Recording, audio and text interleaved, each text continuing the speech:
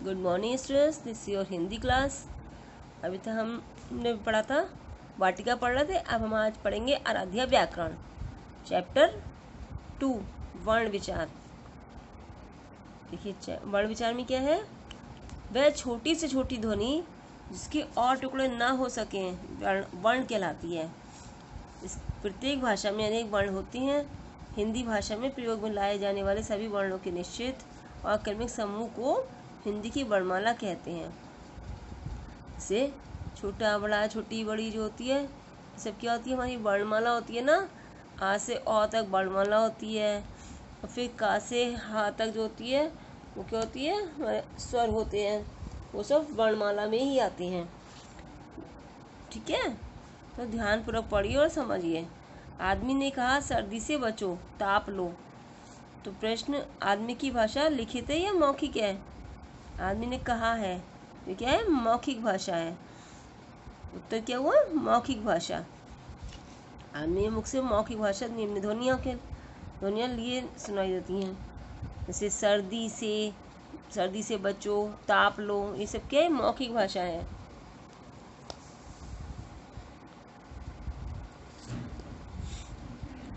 सा प्लस आ प्लस रा प्लस आ प्लस द प्लस ई, सर्दी से बचो, ब प्लस आ प्लस चा प्लस ओ, बचो। तो ये सब क्या है, ये ध्वनियाँ निकली हैं हमारे मुंह से। तो ये क्या है, ये मौखिक भाषा की ध्वनियाँ हैं, इन्हें वर्ण कहते हैं। इन सबको मिला दें, ये ध्वनियाँ सबसे छोटी हैं, इनके और टुकड़े नहीं हो सकते, ये क्या होती हैं, वर्ण हैं। ठीक है, व्याकरण में केवल सार्थक ध्वनियों को ही स्थान दिया जाता है। इसी सार्थक ध्वनि मतलब जिसका कोई अर्थ निकल रहा हो। ठीक है, वर्णमाला देखिए, वर्णमाला क्या है, छोटा बड़ा छोटी बड़ी छोटा ओ बड़ा ओ, री ए ओ, ये क्या है, ये वर्णमाला है। इसमें अ तक है वर्ण स्वर, और ये अंग आह क्या हो जाते हैं, अयोग वहा हो जाते हैं, अयोग वहा शब्द हो जाते हैं। अब देखिए ये स्वर है, ये व्यंजन क ख ग घ च छ ज ज व। क ख ग होते हैं, का वर्ण होता है। च छ ज वाले च वर्ण होते हैं। ट ठ ड वाले ट वर्ण होते हैं। त थ द वाले ता वर्ग होता है। प फ व पा वर्ग होता है। या रा ला व या वर्ग होता है। श स ह श वर्ण होता है। छ छ त्र ज्ञ इ श संयुक्त व्यंजन होता है। ये सब क्या होती है, ये वर्ण होते हैं सब। हिंदी भाषा में वर्ण दो प्रकार के होते हैं, स्वर और व्यंजन। मैंने अभी आपको बताया। स्वर क्या होते हैं, प्रत्येक वर्ण को बोलते समय हमारे मुख से वायु निकलती है। जिन वर्णों के बोलने में वायु के मार्ग में कोई रुकावट नहीं होती, उन वर्णों को स्वर कहते हैं। इससे जिन वर्णों को बोलने में हमें कोई परेशानी नहीं होती है, वो क्या होते हैं, वर्ण होते हैं, वो स्वर होते हैं। इन्हें बोलने के लिए दूसरे वर्णों की सहायता नहीं लेनी पड़ती है।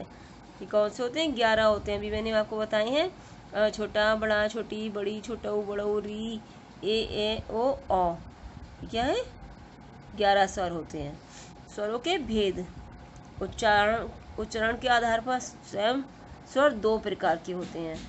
कौन कौन से होते हैं, ह्रस्व स्वर क्या होते हैं, जो जिससे उस स्वर में, जिस स्वर के बोलने में कम समय लगता है, उसे ह्रस्व स्वर कहते हैं। जैसे आ ई ऊ तथा र री ह्रस्व स्वर है ना।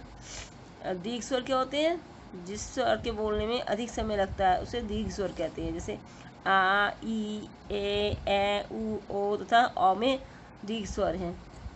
ठीक है, अब व्यंजन क्या होते हैं, देखिए, जिन वर्णों को बोलते समय मुख से निकलने वाली वायु के मार्ग में रुकावट पड़ती है, मुख से निकलने वाली वायु के मार्ग में रुकावट पड़ती है, ऐसे वर्ण स्वर ध्वनि की सहायता से बोले जाते हैं।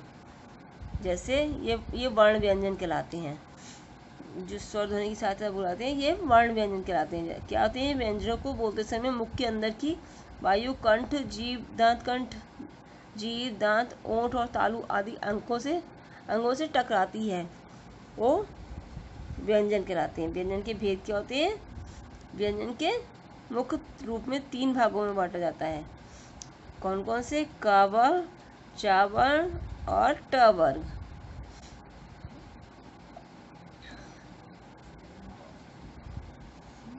मुख्य रूप से कितने व्यंजनों में भागा जाता है? 3 भागों में बांटा जाता है। कौन कौन से होते हैं? स्पर्श व्यंजन, अंतस्थ व्यंजन और ऊष्म व्यंजन। ये स्पर्श व्यंजन में ये वर्ग है, का वर्ग, चा वर्ग, टा वर्ग, त वर्ग, पा वर्ग। तो ये क्या से है?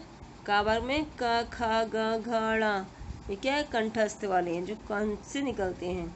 च वर्ग च, छ, ज, झ, उ, ये तालु से छुके निकलते हैं, तो होते हैं च वर्ग। ट वर्ग क्या होते हैं? ट, ठ, ड, ढ, ण, ये मूर्धा होते हैं। ठीक है।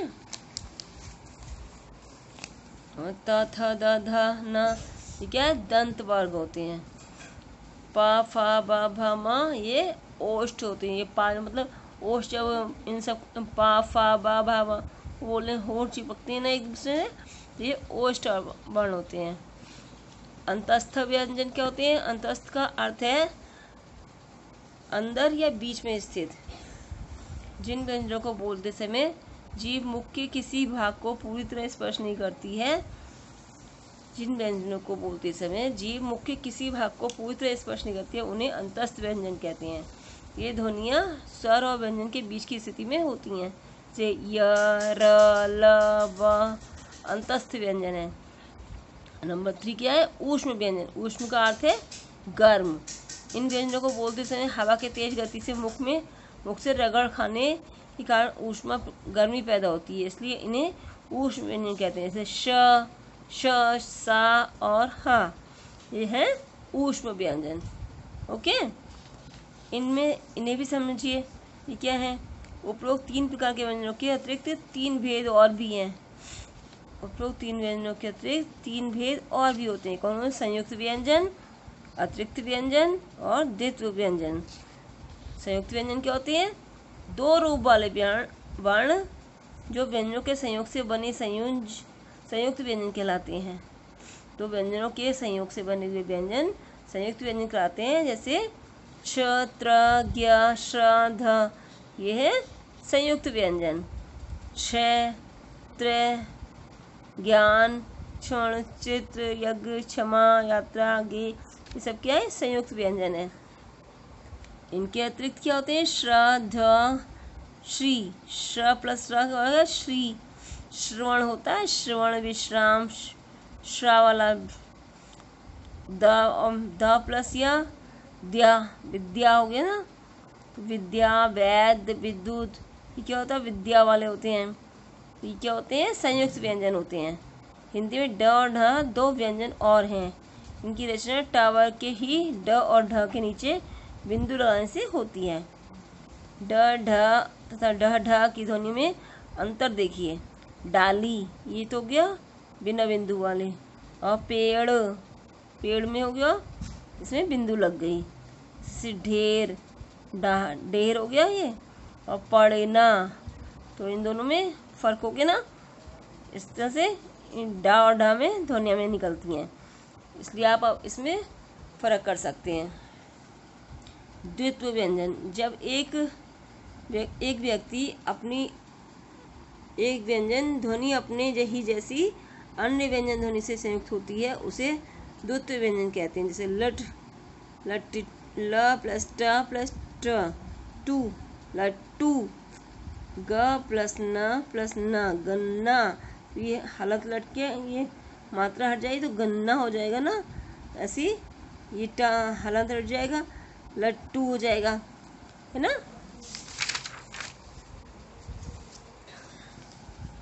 अयोगवाह व्यंजन। अयोगवाह व्यंजन क्या होते हैं? स्वरों और व्यंजनों के अतिरिक्त हिंदी वर्णमाला में 2 वर्ण और भी, अंग, अनुस्वार और आह विसर्ग। आह और आह को अयोगवाह कहा जाता है।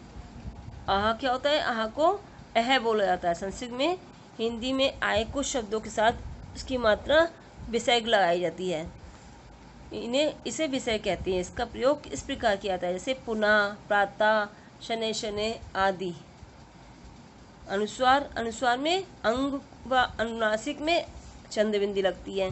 अनुस्वार में क्या होता है, खाली चंद्र बिंदी, खाली अंक की बिंदी लगती है, और अनुनासिक में चंद्र बिंदी लगती है। अनुस्वार का उच्चारण वर्णों के पहले 5 वर्णों का वर्ग, चा वर्ग, टा वर्ग, ता वर्ग और पा वर्ग के अंतिम वर्णों के अधिकांश अर्धांश के समान नासिका से होता है, जैसे कंठ, अंडा, ठंड, हंस आदि। और अनुनासिक में चंद्र बिंदु को अनुनासिक कहा जाता है। इसमें स्वरों का उच्चारण नाक और मुंह दोनों में से किया जाता है, जैसे हंस, ऊंट, आँख, मुंह, सांप आदि। ठीक है। अनुस्वार ध्वनियाँ ये होती हैं पंच दंत चंद। अनुनासिक ध्वनियाँ 5 दांत चांद। ठीक है, ये सब आप ध्यान रखेंगे और पढ़ेंगे। जो इसमें ना समझ में आए वो आप मुझसे पूछ लेना। इसके आगे की एक्सरसाइज में नेक्स्ट क्लास में कराऊंगी। Thank you and have a nice day.